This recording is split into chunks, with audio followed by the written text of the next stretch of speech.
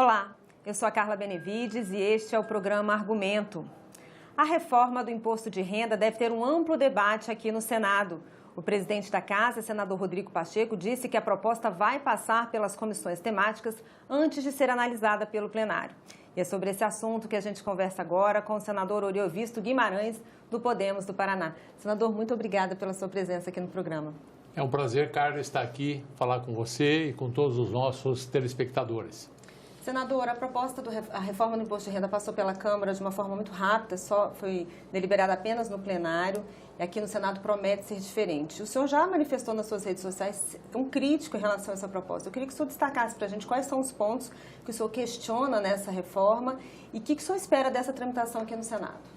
Carla, primeiro eu quero dizer que eu faço parte da CAI, da Comissão de Assuntos Econômicos, que é onde, em primeiro lugar, essa reforma do imposto de renda deverá ser discutida.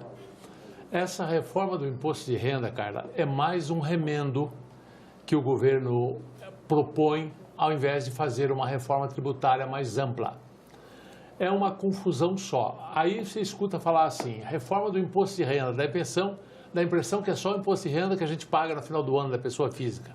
Não é, Carla, é muito mais complexo. Tem imposto de renda de pessoa física, tem imposto de renda de pessoa jurídica, tem a contribuição social sobre o lucro líquido, tem a criação de um novo imposto, que é o imposto sobre distribuição de lucros e dividendos, tem isenções para várias categorias, ou seja, não mexe na carga tributária como um todo, mexe em parte, né, em imposto federal, ligado a imposto de renda, pessoa física e jurídica, mas ela só aumenta a confusão, só traz mais confusão e, o que é pior, vai dar um prejuízo enorme para o governo federal.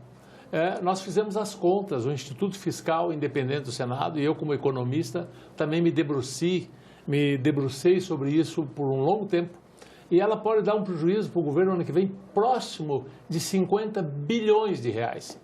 E um governo que já está mal, que já está fazendo déficit primário há anos e que continuará fazendo nos próximos.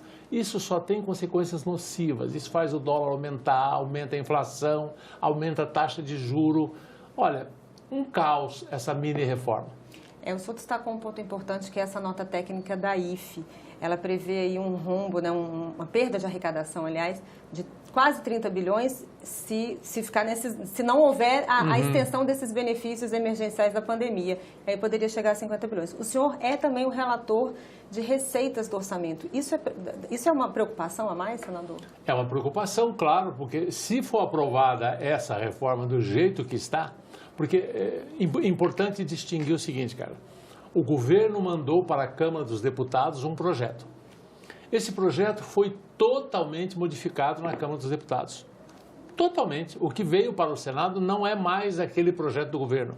É outra coisa. Lá o presidente da Câmara queria aprovar a qualquer custo e começou a fazer concessões, acertar com setores aqui e acolá. E acabou que saiu de lá um Frankenstein. Hoje, para você ter uma ideia, cara, essa perda de arrecadação para o governo, se tudo sair assim, na melhor hipótese para o governo, o ano que vem seria de 29 bilhões. Em 2022, 11 bilhões. Em 2023, quase 13 bilhões. Mas agora, cara, tem uma coisa chamada planejamento tributário, ou, como a Receita gosta de chamar, elisão fiscal. É assim, você diz assim, esse ano de 2021 não tem tributação sobre a distribuição de lucros e dividendos. O ano que vem vai ter. O que as empresas fazem? Distribui o máximo possível esse ano e o ano que vem não distribui nada. Aí o governo espera arrecadar 15% sobre o lucro que será distribuído o ano que vem. Só que não vai ter lucro distribuído o ano que vem. Aí esse prejuízo para o governo aumenta barbaramente. Aí ele pode chegar só no ano que vem em quase 50 bilhões. Então é uma coisa complexa. Estados e municípios também reclamaram dessa proposta. Eles reclamam que vão perder repasses. E vão. Por conta dessa desoneração do imposto de renda da pessoa jurídica e a compensação aí que se espera da tributação de dividendos não compensaria. O senhor concorda e acha que o Senado pode compensar isso de alguma forma? Olha, Só para você ter alguns números, para os estados, a nossa previsão é que o ano que vem eles já perdem 14 bilhões, fora o que perde o governo federal.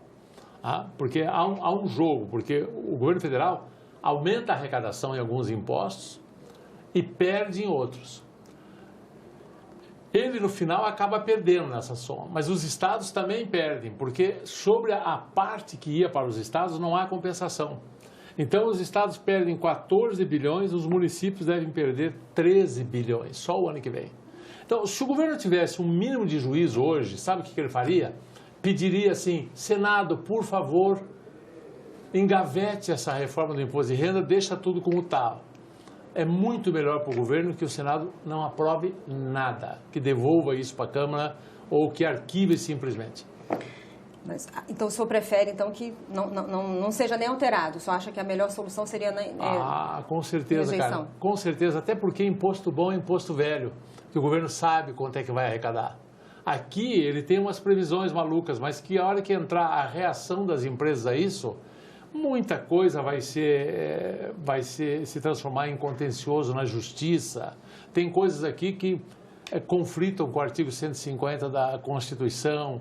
As coisas ficam mais difíceis, menos transparentes, sabe? Olha, é impossível em 15 minutos aqui com você destrinchar tudo isso. Mas eu posso dizer o seguinte, para quem estuda sabe, vai piorar muito e vai piorar para todo mundo, ninguém ganha. Conseguiram uma obra-prima, todos perdem.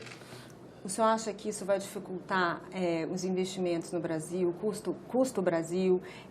Pode impedir que empresas queiram, em função dessa tributação de dividendos, que as empresas queiram investir seu capital aqui no Brasil? Pode ter esse reflexo? Claro que é um desestímulo. Mas você sabe onde é que está o desestímulo maior? É na insegurança jurídica. Não é nem tanto no aumento da carga tributária. Qualquer aumento de carga tributária espanta o capital. Isso no Brasil, nos Estados Unidos, em qualquer país do mundo. O capital procura sempre um lugar onde os impostos sejam os menores possíveis. Aliás, isso é a base da Zona Franca de Manaus, por exemplo. Por que o capital sai aqui de São Paulo, ou de Curitiba, ou de Brasília, e vai se instalar lá nos confins, 4 horas de avião daqui? Porque lá a taxa de imposto é menor. Só isso. Então, se eles fogem daqui para Manaus, para a Zona Franca, é claro que se você aumentar aqui, eles vão para outros países onde a taxa seja menor.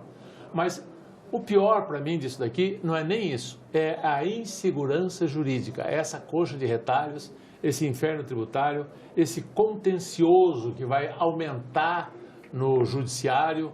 E isso é muito ruim, você não consegue planejar o futuro quando mudam a regra toda hora, né? Senador, em paralelo a essa proposta da reforma do imposto de renda, tem também a PEC 110, que reorganiza aí a questão da cobrança no consumo, né? É uma reforma tributária prevendo essa questão do consumo. Uhum. Qual que o senhor acha que deve ter prioridade ou é possível que as duas tramitem juntas? Olha, nós tivemos uma reunião, eu faço parte da comissão mista de discussão da 110, que foi lá idealizada originalmente pelo Raul, não é? Essa sim, uma reforma muito mais ampla, essa mexe com ICMS, essa mexe com PIS, com FIS, essa mexe com todos os impostos. Mas uma reforma desse tipo, cara, para ser feita, primeiro tem que ter a liderança do governo federal, depois tem que ter uma negociação com o CONFAZ, com o Conselho Fazendário dos Estados, tem que ter uma negociação com a Associação Nacional dos Municípios, porque todos esses entes estão envolvidos. Tem que ter negociação com setores produtivos. É um trabalho hercúleo. Paulo Guedes não quer isso. O governo Bolsonaro não quer isso. Eles querem fazer essa reforma fatiada, essa coisa picadinha. O Paulo Guedes disse para mim, e disse para o Roberto Rocha, que era o relator, que ele realmente não gosta da 110, que ele não quer. Então, de cara, a 110 já tem a oposição do governo federal. Não vai andar. Não vai andar porque, mesmo que andasse no Senado, que eu acho difícil, chegaria na Câmara, o governo tem o centrão, manda votar contra, não sai. Olha, cara, desde da Constituição de 88, que se tenta fazer reforma tributária no Brasil. Fernando Henrique não conseguiu, o Lula, que tinha controle total do Congresso, não conseguiu. E eu te digo uma coisa, acho difícil que esse governo consiga alguma coisa. E se conseguir, só tem um jeito. Tem que ter um trabalho hercúleo, tem que ter equipe técnica, tem que negociar com os entes federados, com estados, com municípios, com os setores produtivos, com a Fiesp, com a agricultura. Sabe, tem que ser uma coisa transparente, é uma coisa profunda, é um trabalho gigante. E eu não vejo ninguém disposto a fazer esse trabalho. Essa reforma, a PEC 110, junto com a 45, foi aprovada, teve aquele substitutivo, né, que foi aprovado pela comissão especial e parou lá na Câmara. Parou. Por que ela não anda, senadora, e na sua opinião? Porque ela tem, inclusive, o apoio do CONFAS, né, que é do secretário de Fazenda dos estados. Na sua opinião, ela seria uma reforma que talvez pudesse caminhar, na sua opinião, e por que ela parou?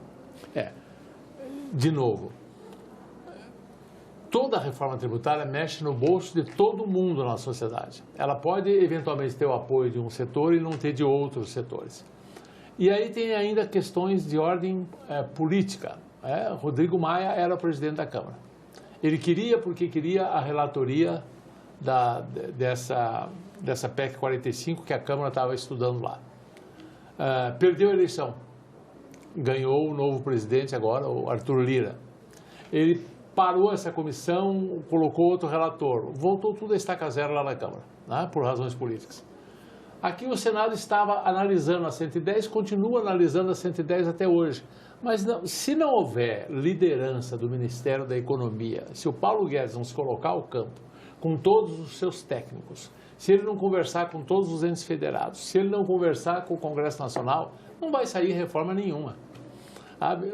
O que acontece hoje com essa mini reforma do imposto de renda aqui, que não é reforma tributária, é uma reforma específica de imposto de renda, é uma coisa atabalhoada que o Ministério da Economia mandou uma coisa para a Câmara fez outra completamente diferente e hoje ela dá prejuízo para o governo. Hoje, se o governo parar para pensar, ele pede para o Senado, por favor, não aprove isso. Tá certo, senador, nosso tempo esgotou, mas eu agradeço muito a sua participação aqui no programa. Obrigado. E eu agradeço a você também que nos assistiu. Esse programa já está disponível no nosso site senado.leg.br/TV e também no nosso canal no YouTube. Obrigada pela sua audiência e até o próximo argumento.